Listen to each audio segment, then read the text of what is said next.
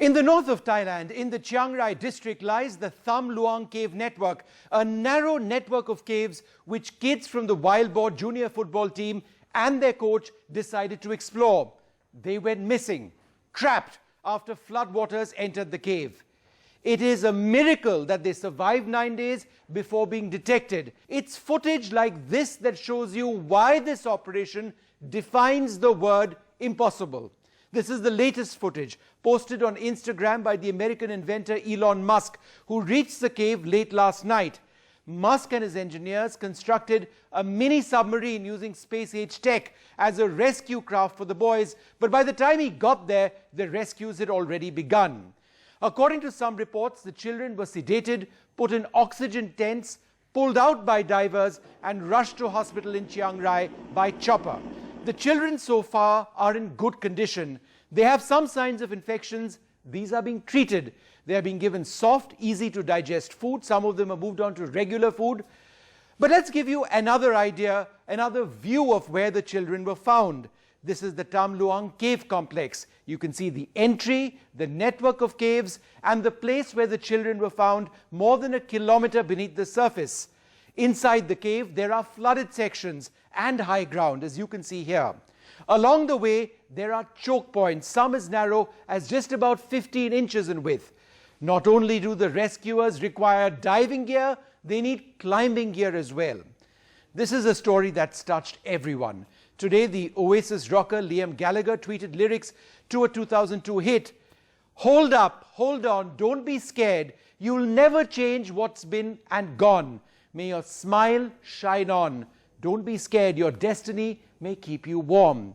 Well, joining us now, Uzi Hanouni. He is the CEO of Max Tech Networks. This is an Israeli company that was responsible in actually providing a lot of the communication equipment which had been used earlier on in this rescue operation. Thanks, Uzi, very much for being with us. Give us an idea of how some of, firstly, your reaction to this all working out. You had your engineers on the ground. They would have been telling you how difficult it is. When did you actually find out that, this had all gone well? We found out 2 days after the incident happened in Chiang Rai. Our agent in Thailand heard about this situation and immediately called us to help the Thai rescue forces with the communication, because all the communication that they used but that time was failed. And in 12 hours, within 12 hours, we sent our engineer to Thailand. Our engineer actually acted as a rescue team forces. He did not dive. However, he did whatever needed to ensure the communication line will survive from the entrance of the cave, where all the managing operation took place, to the critical point inside the cave. Yes.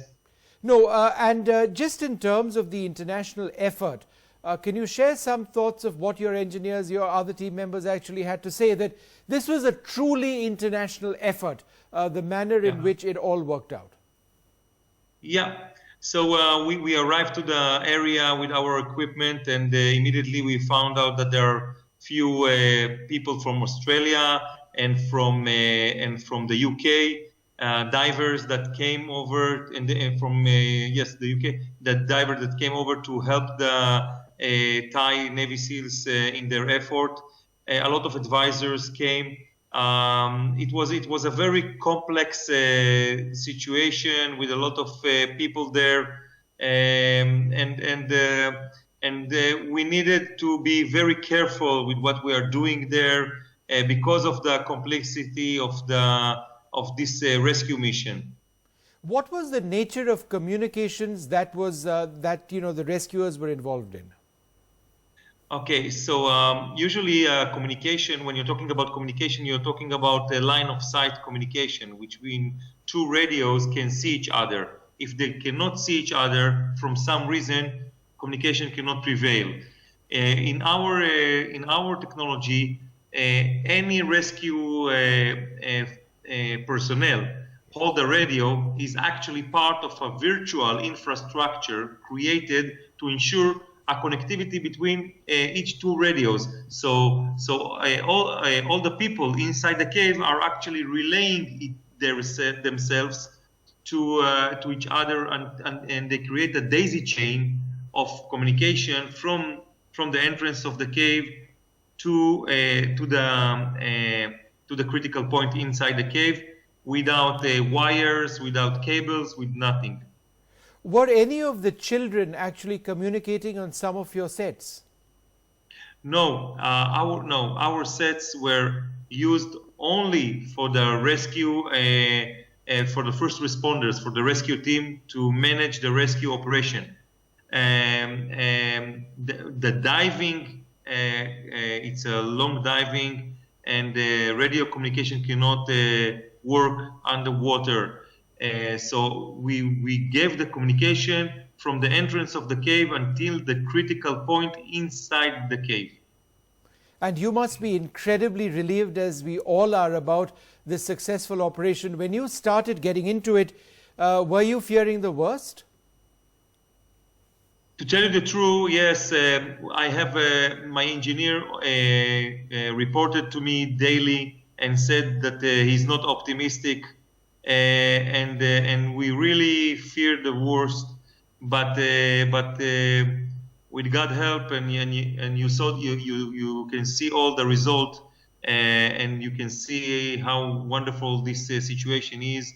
And I'm proud that MaxTech Networks, my company, and myself, we took part of this amazing rescue effort. Sure.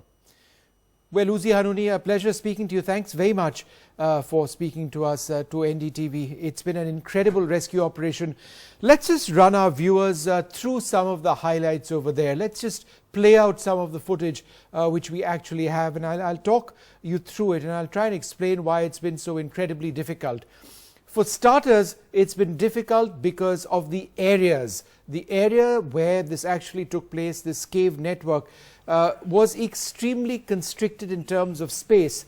To begin with, it was a miracle that these children were actually detected. Now, the footage that you actually see here, and hopefully in the days ahead we'd get more footage. The footage you see here is actually just in the preliminary beginning part of the cave network. As you went deeper, the water would be deeper, the cavern itself would be narrower, and the divers had to navigate these areas. And the big question mark was this: it's all very well for cave divers to be able to navigate an area like this, because they're experienced even in taking on currents, which can be a nightmare in situations like this. But what about those children? Because when it comes to children, no 11-year-old is supposed to be cave diving. Now, these children were not even swimmers in many cases, so let alone divers.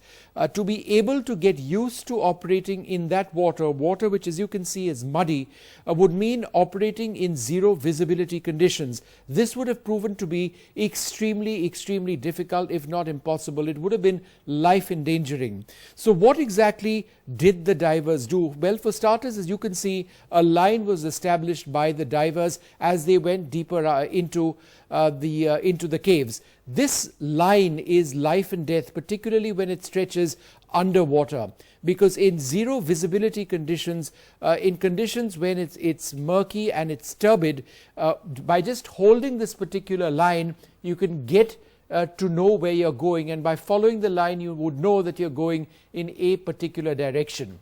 Then along the route there were cylinders of oxygen which were placed. Now, this was absolutely critical, because oxygen would only last, and it depends entirely on the rate of consumption of every diver, but it would only last for so long. As an example, when a recreational diver dives, and they dive to a depth of about 30 meters or 100 feet, a typical dive profile, a typical dive would last no more than 50-55 minutes, depending on the experience of the diver and the amount of air that they consume. In a situation like this, where you're fighting currents and you're fighting a difficult situation and you're nervous potentially, no matter how well you're trained, the rate of consumption of air, whether it's air or it was a mixture of different gases, because that's also used, would perhaps be higher than normal, and therefore replenishment of tanks would be something that would have been factored in. So tanks were kept in several places so that the divers going in and out would be able to replenish their tanks, essentially change their tanks. It was in the process of doing this that one of the divers, a former Thai Navy SEAL, actually passed away. He lost his life, possibly because of oxygen depletion in his own tanks. It could have been a miscalculation, it could have been a disastrous equipment failure as well. So all of this was set up, the route was established, and then a decision was made. And this is the part that Thai rescuers aren't really speaking about. We've spoken earlier on, and indeed for the last couple of days, to Semsuk Kasanipradit, a leading editor in Thailand, who told us that given this reality, the experts felt that the children needed to be sedated. There was an Australian doctor, an anesthetist at that, who was with the children, who anesthetized the children, who sedated them, and then perhaps the children were placed in what I have been describing as an oxygen tent. But essentially there are different variations of this. It could have been a variation of a decompression tent, as it were, where you're kept, where the pressure is kept at a certain level and then you can be moved about. Whether this was a variation of this, we don't know, but it is quite likely that the children were brought out this way. And the reason we say so is because not once did we see any child walking out. Instead, we saw, the footage which we received was of, and eyewitness accounts spoke of stretchers moving to ambulances, ambulances moving to helicopters, the helicopters flying a short distance away to a makeshift helipad at Chiang Rai, and the children going over there. So what's the condition of the children? Well, we are told that the children, the first batch of children, are absolutely okay. They are hungry, but the doctors over there have ensured that they are not eating their regular diets as yet. Instead, they are eating soft food to enable them to actually digest. And it's going to be several days, perhaps a total of 7 days per batch of divers who've been rescued. They've been rescued over 3 consecutive days before they're allowed to get out of hospital and be reunited properly with their families. Remember, the families didn't even know which one of their kids, their wards, actually came out. So it's been an incredibly trying couple of weeks for these families as well. But all's well that ends well, we hope. And let's not forget about the role of those incredible divers who were involved.